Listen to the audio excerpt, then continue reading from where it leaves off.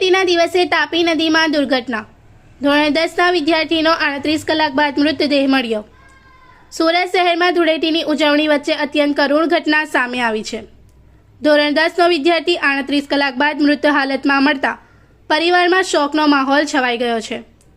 માહિતી મુજબ ધૂળેટીના દિવસે હોળી રમ્યા બાદ બે મસિયાઈ ભાઈ અને તેમના ધોરણ 10ના મિત્ર સાથે તાપી નદીના પાણીમાં નહાવા માટે સરથાણા પ્રાણી સંગ્રહાલયની પાછળના વિસ્તારમાં ગયા હતા. આ દરમિયાન પાણી ઊંડું હોવાથી એક યુવક અને કિશોર ગરક થઈ ગયા હતા.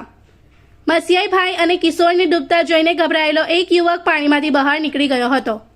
ઘટનાની જાણ થતાં શોધખોળ હાથ ધરવામાં આવી હતી, જેમાં પહેલા એક યુવકનો મૃતદેહ મળી આવ્યો હતો. આ ઘટનાના લગભગ 38 કલાક બાદ ધોરણ 10ના વિદ્યાર્થી કૃષ્ણ ચૌહાણનો મૃતદેહ પણ મળી આવ્યો હતો. મળતી માહિતી અનુસાર કૃષ્ણાના પિતા દુબઈમાં નોકરી કરે છે, જ્યારે માતા હીરાના કારખાનામાં કામ કરે છે.